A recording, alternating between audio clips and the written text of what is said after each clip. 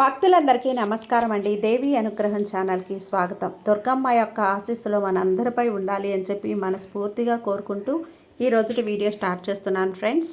ఇక ఈరోజు వీడియోలో దుర్గమ్మ మనకు అందించేటువంటి సందేశం ఏంటి అంటే, బిడ్డ ఈరోజు రాత్రి ఎలా అయినా సరే 12 లోపు ఇది నువ్వు విన్నావు అంటే ఖచ్చితంగా నువ్వు ఇది విను. నిర్లక్ష్యం చేసావు అంటే తర్వాత నువ్వు ఎంత వెతికినా సరే అస్సలు కనపడదు. ఈ దుర్గమ్మని నమ్మి అమ్మ మాట మీద నమ్మకంతో ఈ నా మాటలు జాగ్రత్తగా విను, అన్నీ మారుతాయి.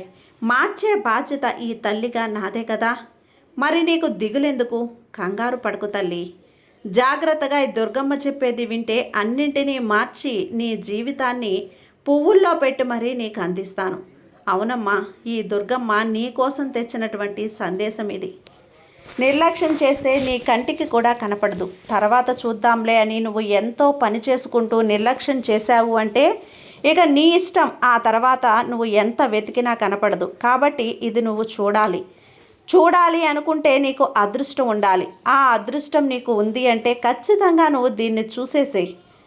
కాసేపు మాత్రమే ఇది నీ కంటికి కనపడుతుంది బిడ్డ.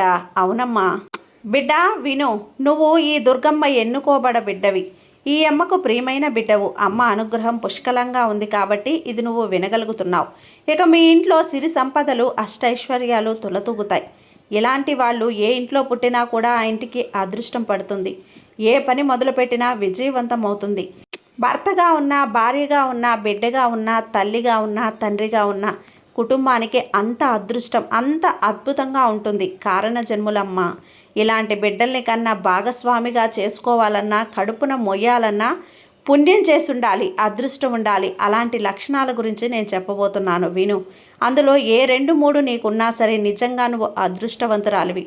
నువ్వు కారణ జన్మురాలివి, పుణ్యాత్మురాలివి. కాబట్టి ఈ దుర్గమ్మ నిన్ను ఎంచుకుంది. నిన్ను ఎంచుకునేందుకు ఇది నీ ముందుకు వచ్చి వినగలుగుతున్నావు. అందుకే సరిగ్గా 2 నిమిషాలు ఆగు. నీ తల్లి చెప్పేది జాగ్రత్తగా విను. ఈ రాత్రికే సందేశం అనేది నీకంట పడకుండా పోతుందా? అందుకే విను, ఆ లక్షణాలు తెలుసుకో. ఇక నా మాటల్లో వెనుకున్నటువంటి అర్థం ఏంటో జాగ్రత్తగా వింటావు కదా. వింటే అన్నీ కూడా నీకు జరుగుతాయి. ఈ అమ్మ నిన్ను ప్రత్యేకంగా ఎందుకు సృష్టించిందో, ఎందుకు నిన్ను ఎంచుకుందో నీకు తెలుసా? ఎందుకంటే నీకు నిరూపించేటువంటి 6 లక్షణాలు ఉన్నాయి కాబట్టి. ఇప్పుడు నేను నీకు చెప్పబోతున్నాను, జాగ్రత్తగా విను. ఏ లక్షణాలు నీలో ఉన్నాయో చూసుకో తల్లి. నిజంగా నీ జన్మ ధన్యమైనట్టే. ఈ దుర్గమ్మ ఎప్పుడూ నీ చెంతనే ఉంటుంది, నీకు తోడుగా నీడగా ఉంటుంది. నీ రక్షక వలయంలో నిన్ను ఉంచుకుంటాను. ఈ 6 లక్షణాలు ఏంటో ఇప్పుడు విను. 10 నిమిషాలు ఎన్ని పనులు నా పక్కన పెట్టేసి నేను చెప్పేటివన్నీ కూడా వినడానికి ప్రయత్నించు. నీలో ఉన్న మంచి లక్షణాలు నువ్వు తెలుసుకోవడానికి ప్రయత్నించు. నిజంగా ఇవి నీలో ఉన్నాయి కదా, నాకు గుర్తు చేశావు అంటూ నువ్వు చాలా చాలా ధన్యవాదాలు చెప్పుకుంటావు తల్లి ఈ దుర్గమ్మకి. నిజంగా అలాంటి లక్షణం నీలో ఉంది అని అనిపిస్తే, నాకు ఈ లక్షణం ఉంది అంటూ నువ్వు పొంగిపోతావు. నేను కూడా సంతోషపడతాను.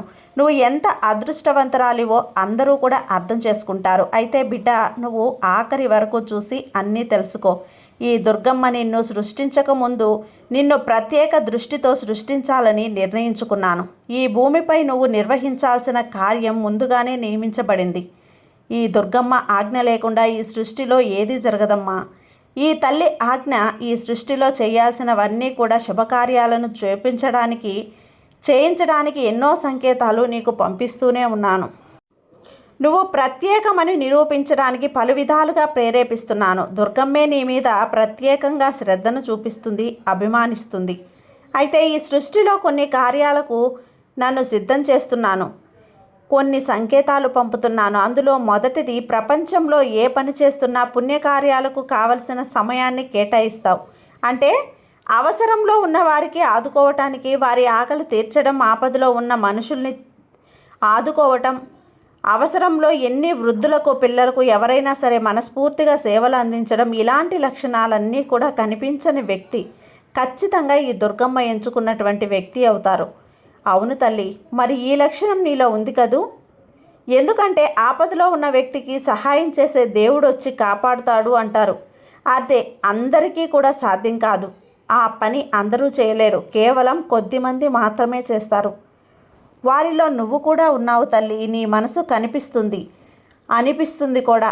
ఇక్కడ చెప్పు, అమ్మా నేను కూడా ఆ వ్యక్తులలో ఉన్నాను అని చెప్పి నువ్వే చెప్పు.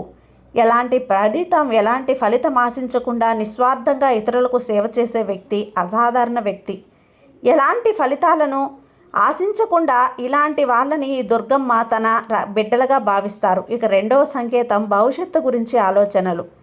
భవిష్యత్తు కలిగి ఉండటం ఈ వ్యక్తులకు అలాగే విషయాల గురించి ఆలోచనలు వస్తూ ఉంటాయి. ముందుగానే తెలుస్తుంది ఏదో ఒక ఆపద రాబోతుంది అని, చెడు జరగబోతుంది అనే విధంగా ఇవన్నీ కూడా అనిపిస్తూ ఉంటాయి. ఇలా ప్రతి ఒక్కటి నీ ముందు రాగానే సూచనలు అందుతాయి.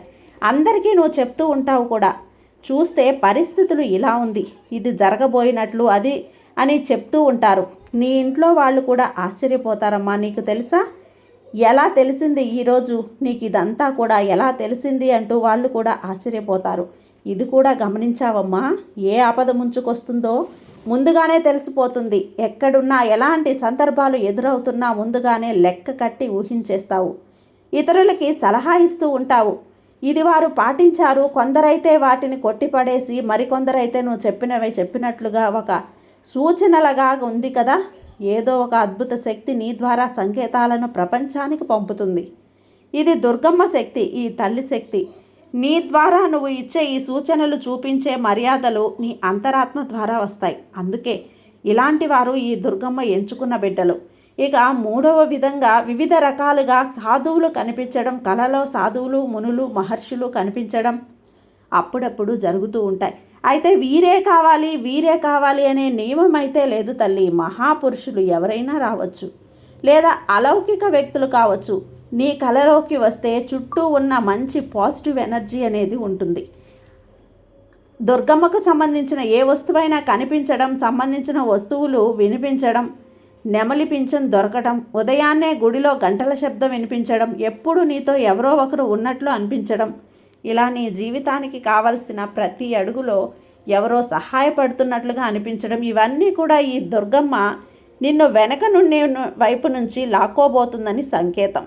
దుర్గమ్మ నీ వైపు అడుగులు వేస్తూ వస్తుంది. ఇక అలాంటి సమయంలో నువ్వు చాలా ధైర్యవంతుడిగా, సంతోషంగా ఉండాలి. ఇన్నాళ్ళు ఎంత పిరికిగా ఉన్నా సరే, ఎంతటి ధైర్యం ఎక్కడి నుంచి నాకు అని చెప్పి నీ మనసు కనిపిస్తుంది. నువ్వు ధైర్యవంతుడివి, పిరికి వాళ్ళవి కాదు తల్లి. అర్థమవుతుంది కదా. సృష్టిలో ప్రత్యేకమైన వ్యక్తిగా నీకు నువ్వే గుర్తింపు తెలుగుకోవాలి. నాలుగవది కామ, క్రోధ, లోభ, మోహ, మాద, మాత్సర్యాలతో చెడు కోరికలు కొంతమంది వ్యక్తులలో అప్పుడప్పుడు ఉంటుంది. ఏదో ఒక నిరాశ, అనుకున్నది జరగనప్పుడు అప్పుడు తెలుస్తుంది. వీటన్నింటి మీద కూడా ఏ కోరిక లేదులే అని చెప్పి, ఇవి జరగవు అని చెప్పి నా జీవితంలోకి రావు. కానీ చాలామందిలో ఇది తక్కువగా ఉండటం లేదా నశించడం జరుగుతుంది. ఇవన్నీ కూడా ఒక్కొక్కసారిగా తొలగిపోతూ ఉంటాయి బిడ్డ, దూరమైపోతూ ఉంటాయి. ఒక్కొక్కసారి నీకు ధనం కావాలనిపిస్తుంది, ఆశ కలుగుతుంది, నీకోసం వస్తుంది. నువ్వు ప్రయత్నించుకోగల సామర్థ్యం నీకు ఉంది, కోపాన్ని తట్టుకోగలిగే నేర్పు నీకుంది. ఇలాంటి భావాలు కలగటం చాలా సహజం తల్లి. ఇవి రావటం రాకపోవటం నీ చేతుల్లో ఉండదు. అది నువ్వు కంట్రోల్ చేసుకునే పద్ధతి తెలుస్తుంది, వాటిని నియంత్రించగలదు. నీలో రేగిన ఆ చెడు ఆశలు, మోహం ప్రతి ఒక్కటి కూడా ఆశ్చర్యానికి గురి చేస్తుంది. ఒకటి అదుపులో ఉంచుకో, నువ్వు ఏది సరే. అలాంటి సమయంలో దుర్గమ్మ నిన్ను ఒక ప్రత్యేకమైన విధి కోసం ఏర్పరచుకుంది అని అర్థం. నీ పైన అమ్మ కృప అపారంగా ఉంది అని అర్థం. ఇది ఒక సంకేతం. నీ మనసులో ఎప్పుడూ కూడా దుర్గమ్మ ఆలోచనలే, ఎప్పుడూ కూడా భగవంతుని నామస్మరణ కలగటం, ఎప్పుడూ కూడా ఉరుకుల పరుగుల మీద జీవితంలో దుర్గమ్మ నామస్మరణ చేసుకోవటం చాలా కొద్దిమందే చేస్తారు. తనకు దొరికే ప్రతి అవకాశం కూడా ఆ భగవంతుని వల్లే అని భావించడం, తమకు దక్కింది అని భగవంతుడు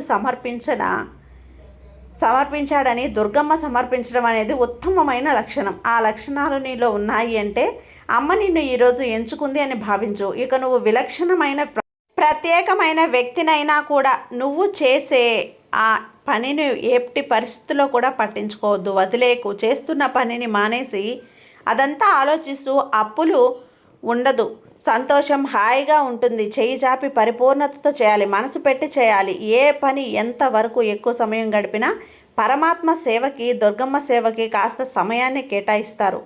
ఆ సమయంలోనే పరిపూర్ణంగా అమ్మని సేవిస్తారు. భగవంతుణ్ణి పిలుస్తారు. రోజు సాయంత్రం కాసేపు అమ్మని సేవించడానికి కొద్దిగా నువ్వు సమయాన్ని కేటాయిస్తావు. భగవాన్ నామస్మరణ చేయటానికి సమయాన్ని ఇస్తావు. ఆ ధ్యానంలో రోజు మొత్తం మీద కాసేపు సమయం గడుపుతావు. ఆ అనుభూతిని నువ్వే స్వయంగా పొందుతావు. నా నామాన్ని ఎప్పుడూ విడవకుండా చెప్తూ ఉండు. నన్ను తలుస్తూనే ఉన్నావు కదా, భగవంతుణ్ణి స్మరిస్తావు. ఇలా ఉంటే దుర్గమ్మ నిన్ను ఎంచుకున్నట్లే ద్వారా కదా.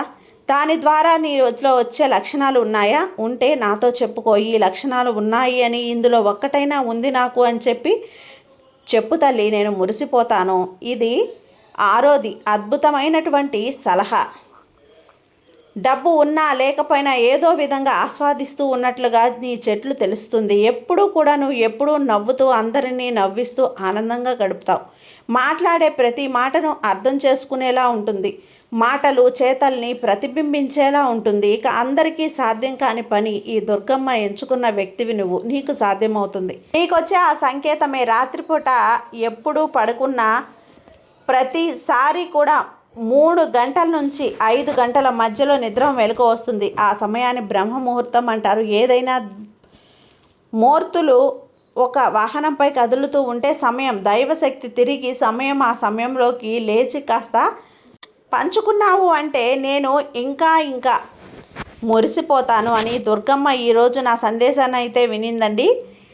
ఇక దుర్గమ్మ సందేశం విన్నారు కదండి. అమ్మ మీద నమ్మకంతో, భక్తితో ఈ సందేశాన్ని వినండి. అలాగే అమ్మ ఆశీర్వాదం కూడా మీపై ఎప్పుడూ కూడా ఉంటుంది.